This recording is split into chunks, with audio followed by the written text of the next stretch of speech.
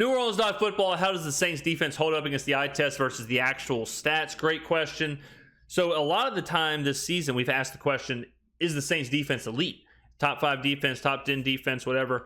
They've offered a bunch of different results. They've shown us at different times they can be elite, but they've also shown us recently they can get absolutely lit up in the first half of games. So the defense is a question mark, and we talk about analytics and stats and all that here on this channel all the time, because it's one thing to see things. It's one thing to see turnovers and Paulson and Debo getting all these turnovers and Carl Granderson playing really well and all of that. But then if you break down the actual statistics, it tells a different story. So before we even get into what they're going to talk about here, I did a quick DVOA check. So DVOA is the ranking that I like the most. It kind of weights stats. So instead of just a total yards or whatever ESPN does, it kind of gives you a bit of a deeper breakdown on rush defense, pass defense, and total defense. It also does it offensively. If you're interested, go check out DVOA rankings. So the Saints DVOA, they're the 12th best defense in the NFL, down from 9 last week. So they're getting worse. Their rush defense is 18th, and their pass defense is 11th. So let's see how that kind of factors into what we're talking about here today. How does the Saints defense hold up? Absolutely 10 out of 10 jacket. The New Orleans Hornet starter jacket. Starter jackets were the move whenever I was growing up. I grew up in the early 90s, and I'll tell you this, if it had teal on it, it was in my closet. I mean, you talk about that was the color of the 90s, especially when it came to windbreaker suits. You know, I had a San Jose Shark. I don't know why I had a San Jose Shark starter jacket, puffy jacket. I had the Hornets full suit. I had just windbreakers that looked like the old school, like Taco Bell cups. They were just like white, teal, purple. They need to bring back windsuits. They need to bring back that whole vibe. It was a simpler time back then. I mean, you couldn't sneak up on anybody. You know, you're walking, you could be heard from 10 miles away with that like whoosh, whoosh, whoosh, whoosh, whoosh kind of sound just walking around. You throw a windbreaker, a matching windbreaker set and a fanny pack on. Oh my God, you are ready to roll in the 90s. Not even to mention too, our condiments, our foods reflected that. We had like purple ketchup, we had teal ketchup. People were drinking Tang, which was basically like a nuclear orange. So the color scheme in the 90s was amazing. Fantastic jacket. Very nice. Up against the eye test versus the actual stats through week 10. Welcome back to The Dot, presented by Matt Bauer's Auto Group. I'm Brooke Kirchhofer. Right. He's Nick Underhill. Yep. All right, let's look at the actual stats through week 10. The Saints defense ranks 10th overall. Okay, let's see. Not bad. They're top 9 in passing defense. All right, so I'm not sure where these stats came from. I don't see it anywhere on this graphic. So we had, what did we say, 12th? They fell from 9th. We had 11th passing and 18th rushing. So the 18th, so the rushing is the same. So these aren't DVOA, which is okay. DVOA is not the end-all be-all. I'm not sure where they came from. So we'll kind of blend it. We'll say somewhere between the rankings that we offered. So somewhere between 10 and 12 overall. Somewhere between 9 and 11 passing, and 18th, we'll just say rushing, allowing an average of 113 rushing yards per game. So, you know, if you look at this, how do y'all feel? Let me know in the comments below. Do you think this is about right? Do you think the Saints are probably the 10th to 12th best defense? Do you think the Saints are probably the 9th to 11th best passing and the 18th rushing? Or did you think they were better? That's possible too. Did you think that they were more elite or better than this? I would say this is pretty much what I expected. They've been so bad to start games recently that they're going to drop. You can't give up that many yards. You can't give up that many points. You can't give up that kind of an offensive production and expect to be a top 10, top 8-ish defense.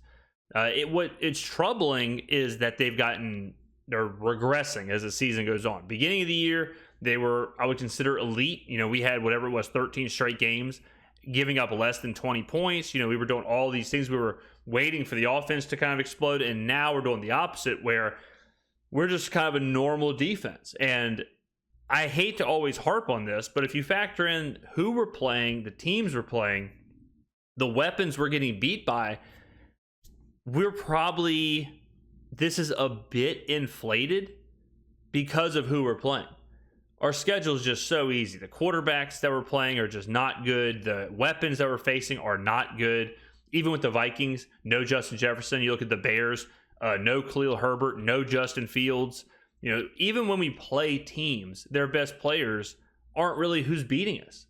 It's not really who we're getting beat by. Or it'd be one thing if we played the Vikings and Justin Jefferson had 200 yards receiving. Kirk Cousins lit us up. So okay, I can understand that. But when it's Josh Dobbs or if it's the Bears, it's like, oh, Justin Fields ran for 180 yards. Okay, he can do that. No, it was actually Tyson Bagent. It's like, man, so we have the benefit of an easy schedule, and we're still where we're at defensively. So you could, on the top of my head here, but you could probably add a couple of points to all this. If we're the 10th to 12th overall defense with the schedule we faced, if you extrapolate it out and even it out, we're probably closer to the 14th to 16th best defense, and you could just keep going.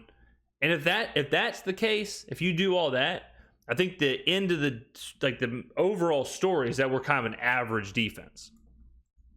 But in run defense, they are ranked 18th, allowing an average of 113 rushing yards per game. The Saints are second in interceptions, which is really great, but they are tied for 28th in forced fumbles. So, Nick, what does the eye test say in comparison to these stats? I mean, I kind of just laid it out there, but I think the eye test says that we're a little bit worse than this because of the competition we've played. We are very volatile. Our defense at times has been really, really good, even within the same game. Our third quarter, fourth quarter against the Vikings and against the Bears, we were really good. Our first quarter, second quarter in both those games, we were terrible. So we've been volatile. We have been volatile against bad teams. So even though it says top 10, hey, that sounds cool, we're a top 10 defense, being the 10 to 12th ranked defense facing the Tyson Bagents of the world and the Jordan Loves of the world and that's Josh Dobbs of the world, like that's not great, So I would say, looking at the numbers, if you blend it with the eye test, you're probably equaling like an average defense. It's tough because I think recently they've been a little bit worse than those numbers for sure. And it's just kind of the way they're starting games has been very slow. And the offense had to dig them out 2 weeks ago and kind of keep them in the game. Last week, they started out really slow, and it was a huge issue just with how the whole entire game was played. So I think they started off at a high point, and they've kind of let off a little bit. But then you also have to factor in the quality of the opponent. And I think that some of their numbers are inflated by playing all these backup quarterbacks, catching teams without the likes of Justin. Ladies and gentlemen.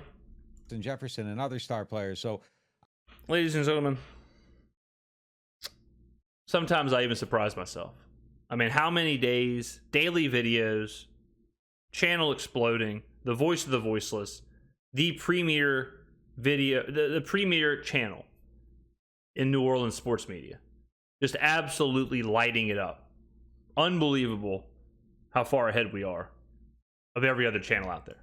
I don't know that I necessarily see a top 10 defense right now. There's really no sack production. The turnover numbers have been great, but a little bit of this might be just because of recently they've kind of fell off a little bit. We'll find out if this is a good defense based on the rest of the schedule. They should dominate the majority of the opponents that are left. They should have dominated the opponents we've already faced. I've already done this a million times. Ladies and gentlemen, say it with me. Ryan Tannehill, Mac Jones, Jordan Love, Josh Dobbs, Tyson Bagent, Baker Mayfield. Like, the quarterbacks we have faced are so bad. At their best, they're mid. At their best, they are average. And then they're not. I don't even want to put that into the ether. They aren't average quarterbacks. There's nothing average about Ryan Tannehill. There's nothing average about Jordan Love. There's nothing average about Josh Dobbs, okay? He's had recent success. He's a career journeyman who goes from team to team, gets traded for 6th and 7th round picks. He's not good, okay? But listen, I hate to be the one to break the news to you. His Disney Channel movie, about his life is going to be great. Can't wait to watch it. But Josh Dobbs is an average to below average quarterback, all right, at his best. Baker Mayfield, average to below average at his best. Mac Jones, horrific.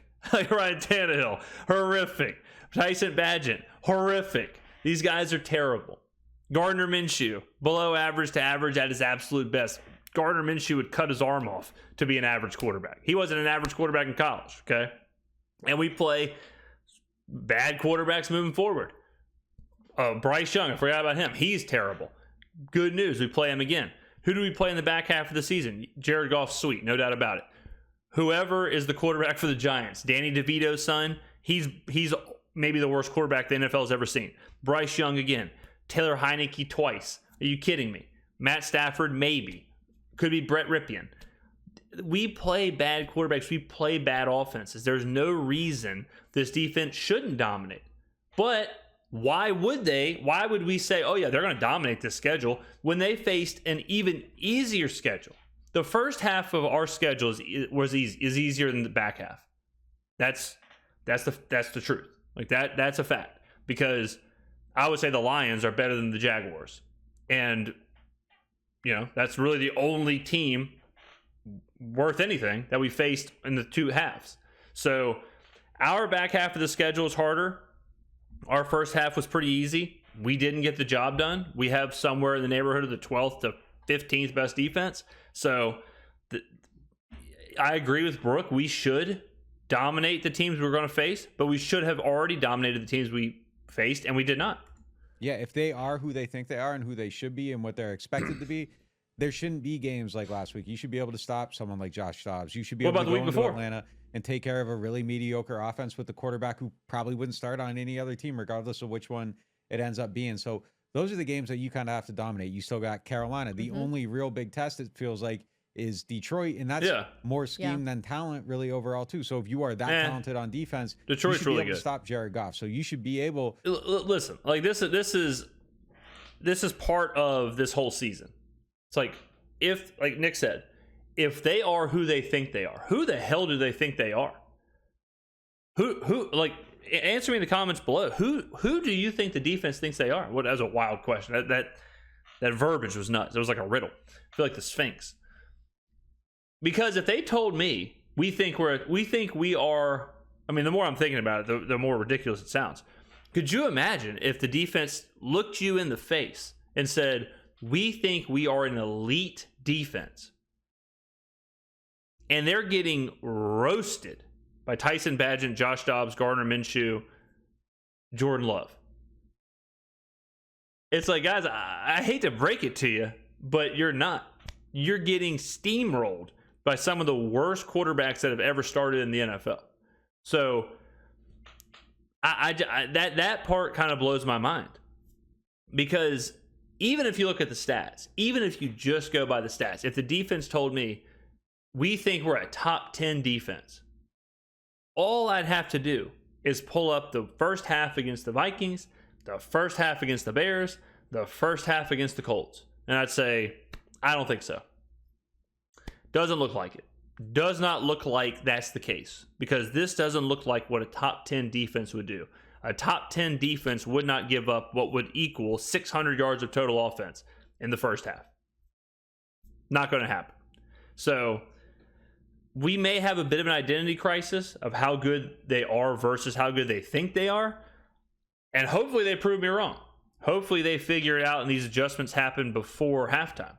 Because, if you...